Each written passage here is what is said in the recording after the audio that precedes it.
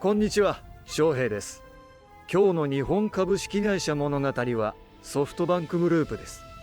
通信、投資、半導体、AI へと広がる大きな賭けの物語を見ていきます。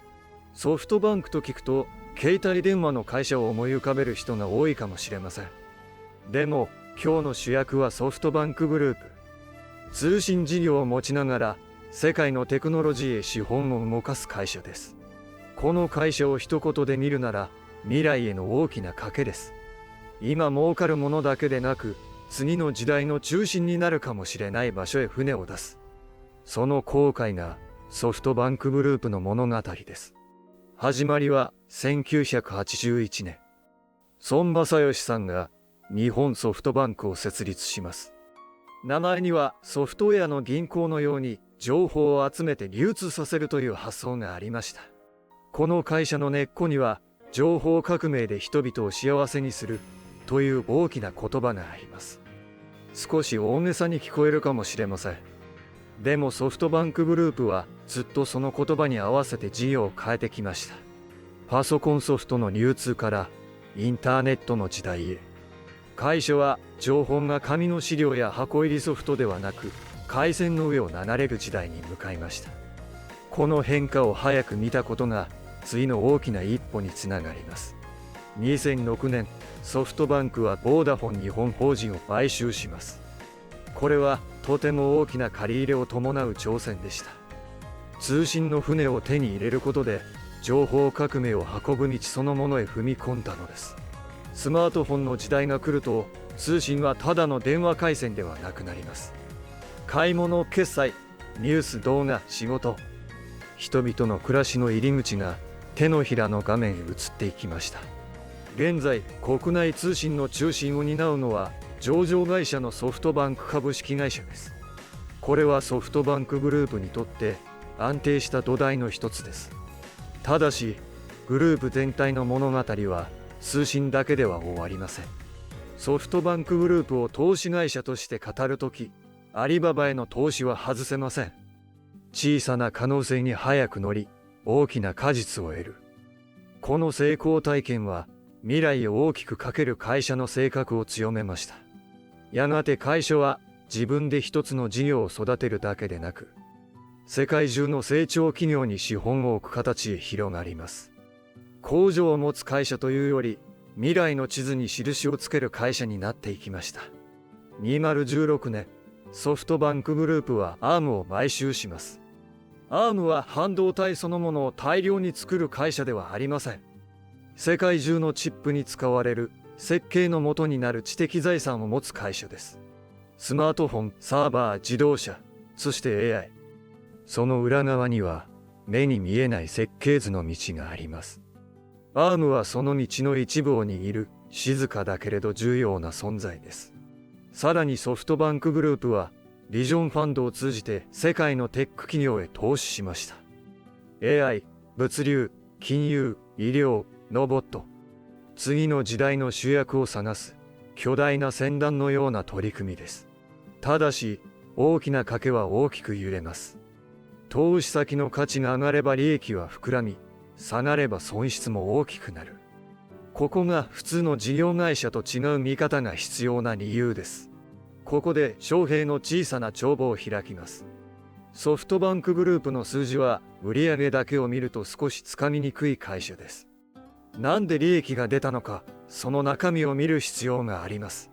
2026年3月期、ソフトバンクグループの親会社株主に帰属する純利益は5兆円を超えました。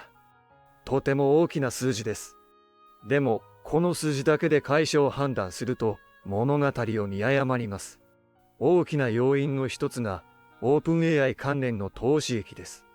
AI の中心に近い場所へ資本を置いたことが決算上の大きな利益につながりました。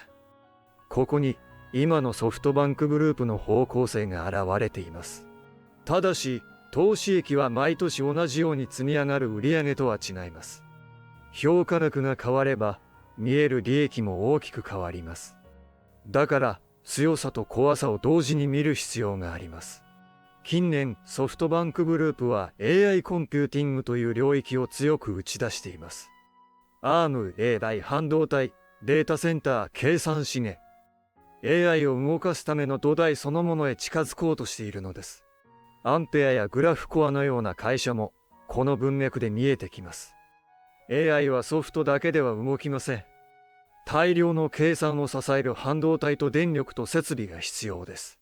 オープン AI との関係は単なる流行への投資ではなく、AI 時代の中心に近づくための橋として見られます。その橋が本当に太くなるのか、細くなるのか。ここはこれからの大きな見どころです。AI が大きくなるほど必要なのはモデルだけではありません。電力、半導体、データセンター、通信、資金。ソフトバンクグループはその巨大なインフラの地図を描こうとしています。投資会社を見るとき、ナブという言葉がよく出てきます。持っている資産から負債などを差し引いた会社の中身を見る考え方です。ソフトバンクグループではこの見方がとても重要になります。もう一つ大切なのが LTV です。資産に対してどれくらい借り入れがあるのかを見る目安です。船で言えば積み荷が重すぎて沈まないかを見る線です。海外投資が多い会社では為替や金利も風向きになります。円が動き、金利が動き、投資先の評価が動く。同じ会社でも数字の見え方が大きく変わることがあります。普通のメーカーなら製品を売って利益を出す流れを見ます。でもソフトバンクグループでは事業収益と投資評価が重なります。だから売上だけでなく資産の中身を見る必要があります。この会社の物語には孫正義さんの存在が深く関わっています。未来を大きく語り、資本を大きく動かす。その強さは同時に会社の振れ幅にもつながっています。ソフトバンクグループの言葉には情報革命という軸があります。時代の中心が変わるなら会社も変わる。この考え方が通信から AI へ向かう動きを支えています。もちろん全ての賭けが成功するわけではありません。投資先が伸びないこともあり、評価が大きく下がることもあります。それでも次の波を探し続けるのがこの会社の特徴です。投資家が見る一つ目の鍵は ARM です。AI 時代に半導体設計 IP の価値がどこまで広がるのか。これはソフトバンクグループの大きな資産を見る上で重要です。二つ目の鍵はオープン AI と AI 関連投資です。AI の成長が本物なら追い風になります。一方で期待が大きすぎれば評価の揺れも大きくなります。三つ目の鍵は財務の安全性です。大きな投資には大きな資金が必要です。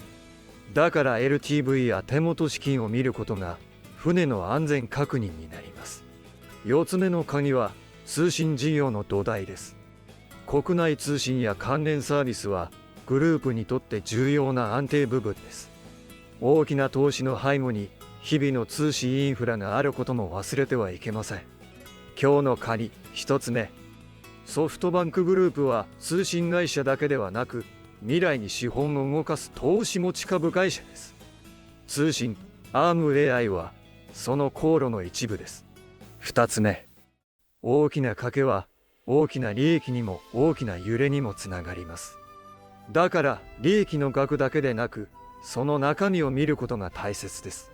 ソフトウェアの流通から始まった会社は通信を通り ARM と AI へ向かっています。その道は一直線ではありません。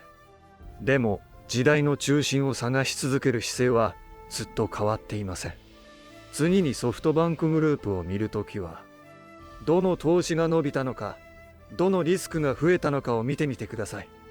数字の裏にはいつも次の時代への航路があります。日本株式会社物語はまだまだ続きます。数字の向こうには人と会社が選んだ道があります。案内役は翔平でした。次のショーでまたお会いしましょう。ご視聴ありがとうございました。チャンネル登録で次の日本株式会社物語もお楽しみください。